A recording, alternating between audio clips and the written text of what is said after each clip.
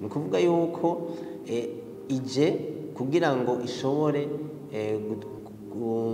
gufasha aba bantu bafise amashirahamwe canke bafise imigambi minini kugira ngo bashobore kuronka amafaranga ku mwanya muremure kandi amafaranga menshi.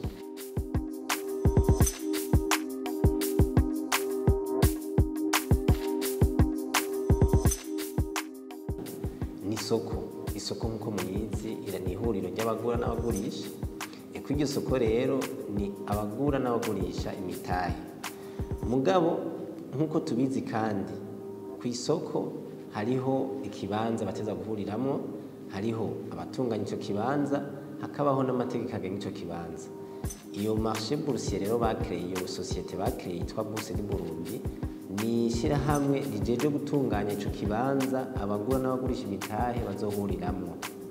Iryo soko rero rikazoba rigengwa n'amategeko ari nayo twebwe tujeje gushira mu ngiro.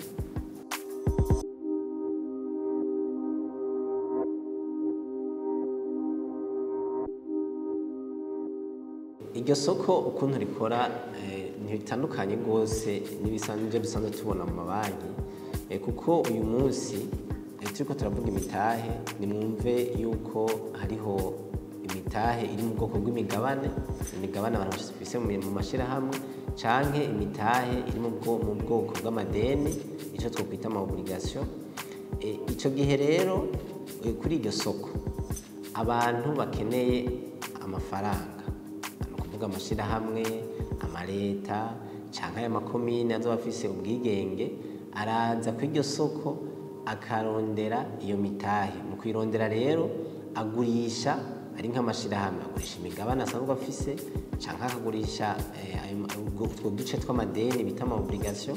Ari leta itugurisha uduce tw'amadeni bita ama obligation, hanyuma abafise imitahe nabo bakaboneraho kuzana ayo mafaranga yabo bakagura iyo mitahe, iyo migabane canke utwo duce tw'amadeni.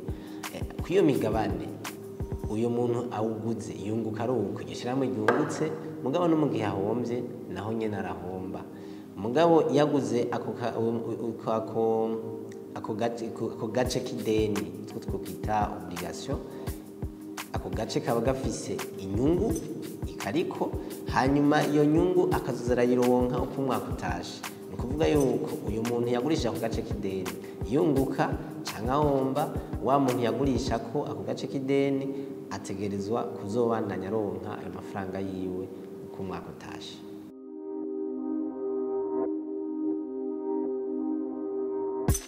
Isoko ry'imitahe burya ahanini ico rizana novuga ko ari ibintu bibiri nyamukuru. Ica mbere ni uko rituma abantu bakeneye amafaranga ku rugero ku gihe kirekire, nohera nko ku myaka nka 15, 20, hariho n'imigabane n'uduce tw'amadeni usanga turi ku myaka 30, 50, 100. Ni ukuvuga yuko ije kugira ngo ishobore gufasha aba bantu bafise amashirahamwe canke bafise imigambi minini kugira ngo bashobore kuronka amafaranga ku mwanya muremure kandi amafaranga menshi. Ico ni ca mbere novuga ku bayakeneye. Ku bayafise nabo ije kubaha uburyo bwinshi bwo gushobora novuga kugwiza umwimbu, kwinvestisa les opportunités d'investissement, kuko ubunye ufise amafaranga yagura parcelle canke kubaka inzu nayo ntiwe igurishe yose ukeneye igice c'amafaranga gusa. Mugabo ufise imitahe 20, imitahe 100, imitahe 500, akaba akeneye uburyo buringaniye n'imitahe 5 gusa, aratora muri ya mitahe yo 500 uhagurisha imitahe 5 akaronka bwa buryo amakagenda yayindi 490 ingahe 95 isigaye ikabandanya ikora.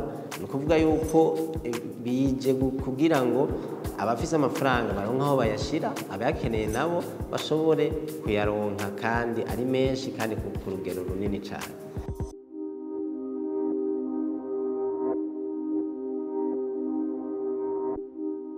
Ibigwanisho vya mbere dufise biri mu mategeko,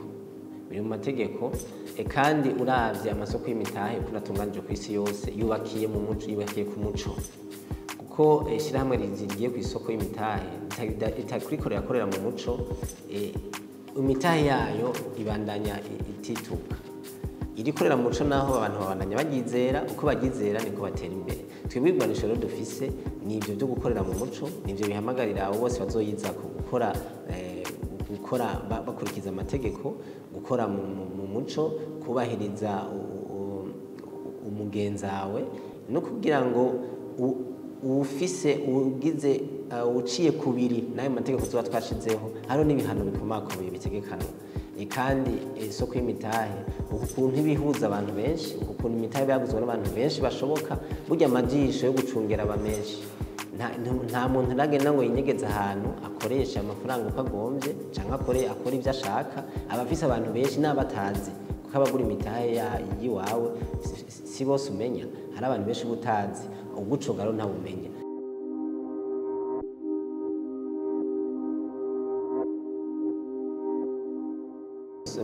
Ibihugu nk'ibi byacu biri mu iterambere, ku murindi w'iterambere, bikenera uvuga imitahe myinshi iva hanze mu by'ukuri, kuko uravye uburyo bw'amafaranga buri hagati mu gihugu ukaraba n'ivyo dukeneye ni buke cyane. Turakenera rero yuko haba imitahe iva hanze kugira ngo ize gusahiriza. Muri ico gihe rero ahubwo turabatumira rwose kuza, wanashaka biraba ngombwa yuko rimwe rimwe umuntu ashiraho n'uturusho kugira ngo ashobore kubazana kugira ngo bazane iyo mitahe. Rero nta mabariyeri ahari, ahubwo hariho uturusho, kuko uravye nk'inyungu kutwo tugabane tw'amadeni canke wanashaka ku migabane yo mu mashirahamwe mu bihugu biriko biratera imbere nk'ibi vy'iwacu, niho usanga ari minini. Rero biba ari ikintu ahubwo bahurumbira b'abanyamahanga bakaheza bakazana iyo mitahe.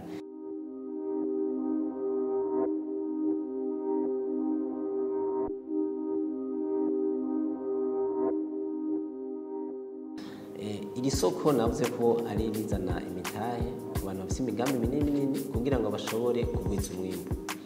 Iyo rero umwimbu wagwiriye, agahembwe kaboneka kuri bose, vya biciro biragabanuka, umusesekara ubonetse urashaka gushorwa hanze, n'aya mahera mvamakungu akinjira. Rero ni kuraba neza ibikorwa bikomakomeye ahubwo bishobora kuzana akarusho, nko mu gisata c'inyubako. Turazi ko dukeneye byinshi mu gisata cy'inyubako bikenera amafaranga menshi, bishobora no gusahiriza no korohereza abariko barakorera mu gisata cyo kugwiza umwimbu. Ivyo nivyo bikorwa n'uvuga nyamukuru byihutirwa ahubwo bikeneye n'iyo mitahe kugira ngo bishobore gukorwa, hama bisahirize igihugu, umwimbu wiyongere, hanyuma umunyagihugu ashikirwe n'aya mafaranga mu makungu nayo naboneke, n'igihugu gishobore kugira n'isura nziza mu makungu.